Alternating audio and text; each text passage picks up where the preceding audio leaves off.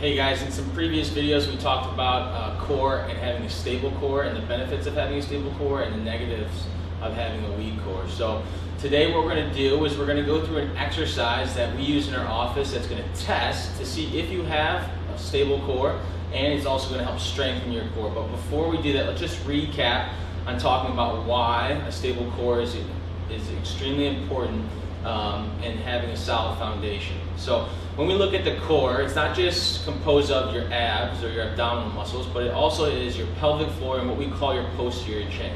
Posterior back chain is all the muscles, ligaments, and tendons, the back of your spine that holds your lumbar spine and your pelvis in place. In order to stabilize and have a solid foundation and move forwards, backwards, and side to side, we need to make sure our core is engaged and that we have a nice, strong, and solid core.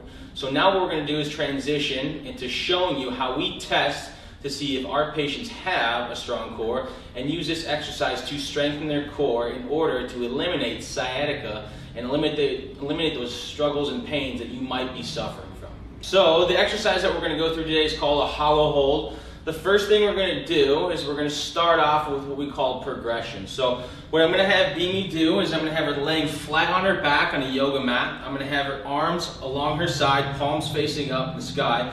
And what you don't see, or what I want you to focus on, is that she has her low back against the ground. There's no type of arch in her low back. It's nice and flat against the ground. That's going to eliminate any type of stress on the low back. So the first thing we want to focus on in our previous videos that we talked about is that diaphragm breathing. So what I'm going to have Beanie do is think about having her fill a balloon in her belly. So she's going to raise her stomach up with air.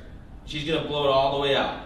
Now typically we see a lot of us are breathing through our chest. That's going to give us, again, a weak core, and we don't want that. So first thing we're going to do is we're going to focus on that diaphragm breathing. And as you can see here, Beanie is inhaling, she's filling the balloon in her belly, and she's exhaling, she's decreasing all that air out. That's the first thing we want to focus on. Second thing we want to focus on is we're going to have Beanie tuck her chin to her chest, as well as keeping up, maintaining her breathing. This is the second progression, okay? The next thing we're going to do is we're going to have Beanie lift her shoulders slightly off the ground like she's doing a small crunch. This is the third progression.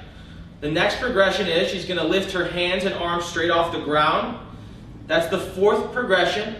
And the fifth progression is she's going to lift both her feet about 3 to 6 inches off the ground, and she's going to hold there. All right. As you can see, she's stabilizing this core. She's activating these muscles. She has a beautiful low back curve. There's no type of excess curve. Her low back is on the ground.